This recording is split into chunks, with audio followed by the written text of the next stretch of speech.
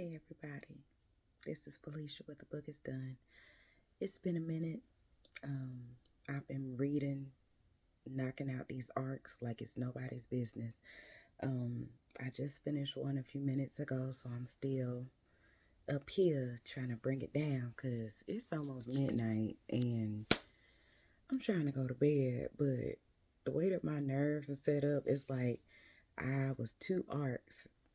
I was reading two arcs simultaneously, and I was close to the end with each of them. So I still have another arc.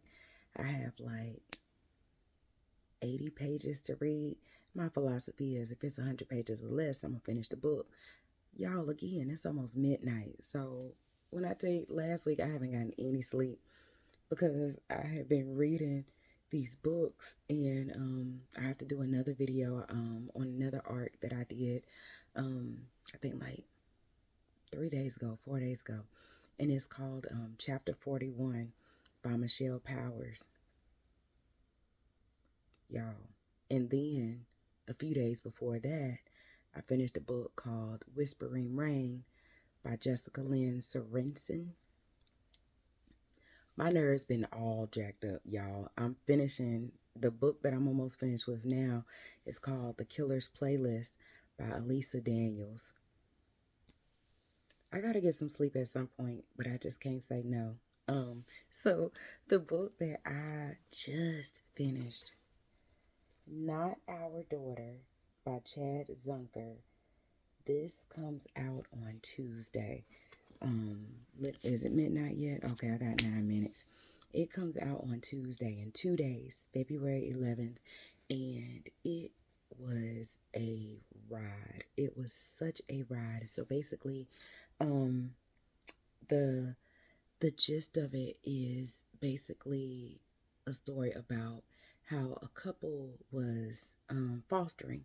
They were fostering this newborn baby and had been doing it, I think, for like maybe 6 months, 6 to 9 months.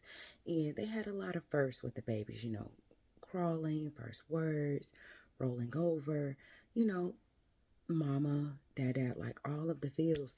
And so the book starts out saying how it's a couple, um, and they were saying how like their world was ripped apart. They went to the court, and the judge had went in favor of the mom in placing the baby back in custody with mom. Mom had a history of, just a little rough life, drugs, being in abusive relationships, things of that nature. But she was like slowly, steady trying to get back on her feet while the couple was, raising a baby. So again, first few pages. So it's like the middle of it. It was a knock at the door. It's like midnight. Banging at the door is the mom, biological mom, and she's bloodied. Like she's like actively passing away. And she just said, take care of her. And, well, hold on, I'll tell you exactly what she said. She said, and I quote, she said, he's coming. And the gentleman, he was like, what are you talking about? And he was like, who did this to you? She said, you have to get out of here. And he said, what is happening? And she said, he's coming for her. He's coming here for her. And the dad said, who? She said, for the baby. You just get away as far as possible, as soon as possible. Just leave. And he was still trying. Again, it's midnight. He's trying to make sense of what's going on. And she dies. Like, she coughs up blood, and like in his face. And he, tried to get it off his face, smears it, and she dies. And so, like, that was a prologue.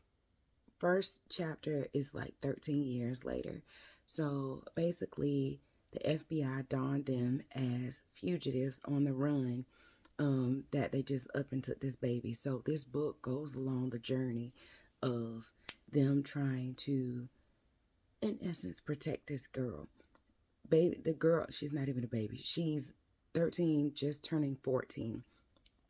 And I mean, It legit feels like the book started when she was a baby, fast forwarded 13, 14 years later, and then like the majority of the book is like in 3 days. If that, like over the course of 2 days, 3 days, and the FBI is after them, and they got onto them because the dad had an offshore account where it had a lot of money in it, and their daughter needed to have like spinal surgery, and so I mean, off the grid, totally off the grid, they moved, changed their identities, and they accessed the money, and that's what brought attention to themselves because I mean, she needed to have this surgery, so he was like, I got to do what I got to do for my daughter. So it's a wild ride as to where it's a psychological thriller, but it turned into a political thriller. So I'm gonna leave it at that. So, like I said, the book comes out on Tuesday. Um, I thought that it was a good read at first. Like it builds up what's going on, and they even the parents said in the beginning, we were able to move.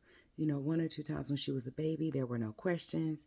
So 13, 14 years later, Jade is in high school. She's gotten, I mean, they've built a life, and I think she's in cheerleading, and she has a little boyfriend, and so it was like all of a sudden they had to leave, like drop everything, leave, just like they did. But of course, their daughter has questions. Why are you ruining my life? And then it was on her birthday too, so it was a good ride. You definitely had the feeling of I need answers, like right now, need answers. What's going on? So, it took me a minute, but I'm very glad that I finished it. Again, it's called Not Our Daughter by Chad Zunker. You have to check it out. It was a book that I started of his and got lost along the way. Is two of them. It's called All He Has Left, and that one is a good book too. It's like a thriller. I feel like his books are like on the run type books. You know what I mean? Like you on the run from the law or something.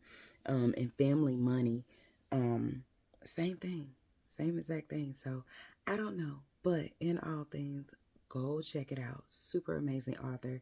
He is on Instagram, Chad Zunker, and that's Z as in zebra, UN as in Nancy, KER. Check him out. He's really, really cool, really down to earth. Hopefully I will have everything set up as to where I will be able to offer this book on my website, for my bookstore, readerslove.com. But yeah, I want to say it's readerslove.com or readerslove.org. Child, I'm oblivious. And so, oh, y'all see the books. Y'all see that. Sorry to do that. But at least it wasn't anything crazy. You just see some of my to be read, pal. But I hope that y'all have a good evening. This is Felicia with The Book Is Done, and I'm out.